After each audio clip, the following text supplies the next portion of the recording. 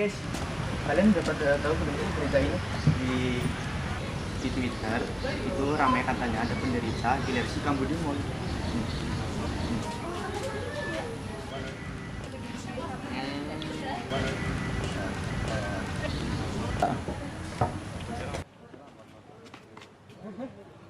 Saya tuh gua kemarin lihat di Twitter lagi rame soalnya.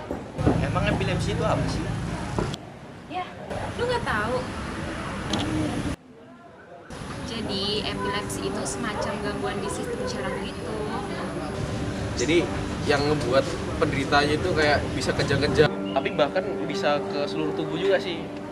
Ya ngeri lah. Emang itu penyakitnya menular? Epilepsi itu penyakit gangguan saraf otak. Itu sama sekali nggak nular kok. Emang banyak anggapan kalau air liur penderita epilepsi itu sangat menular. Tapi sebenarnya itu sama sekali nggak menular. Namun meskipun penyakit itu nggak menular, kita juga tetap harus waspada karena penyakit itu benar-benar beresiko loh. Karena semua orang itu bisa kena dari rentan usia anak-anak sampai dewasa. Wah, terus itu orang yang kena epilepsi itu penyebabnya apa ya? Nah, jadi penyebab epilepsi itu ada dua ya. Yang pertama epilepsi idiopatik sama epilepsi simptomatik. Untuk epilepsi idiopatik itu epilepsi yang penyebabnya nggak diketahui. Beberapa ahli sih menduga itu karena faktor genetik. Nah, kalau epilepsi simptomatik itu epilepsi yang penyebabnya bisa diketahui.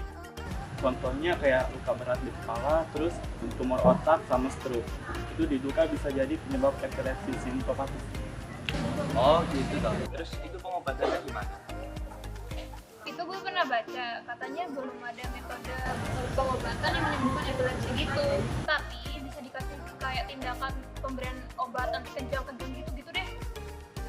Dan kalau buat anak kecil yang terkena epilepsi, terus umurnya di bawah 1 tahun, itu biasanya masa pengobatannya selama 2 tahun. Selain minum obat, anak itu juga harus dijaga supaya tidak mengalami benturan terhadap kepalanya, karena kalau sampai itu terjadi, masa pengobatan anak tersebut akan sia-sia dan mengulang dari awal fase pengobatannya. Jadi dalam hal ini orang tua juga harus perlu waspada dan terus mengawasi tingkah laku si anak tersebut. Walah, kasihan bener ya anak itu kalau udah kena.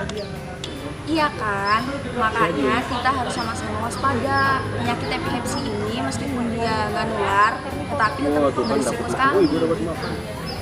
Kalau misalnya ada orang yang di sekitar kita ada yang terkena epilepsi, terus kambuh, kira-kira penanganan awal yang bisa kita lakukan itu apa?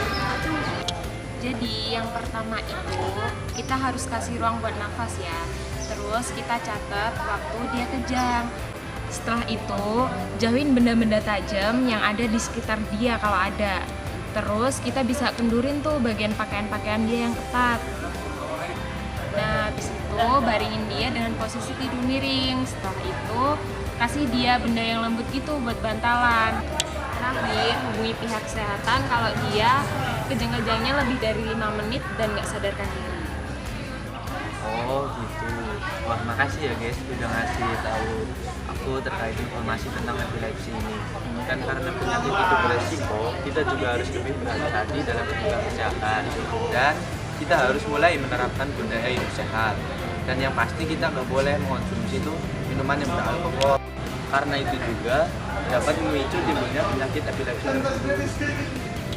Iya, sama-sama. Wah, bener nih kata Lutfi. Kita harus mencegah terjadinya penyakit itu dengan menerapkan pola hidup sehat.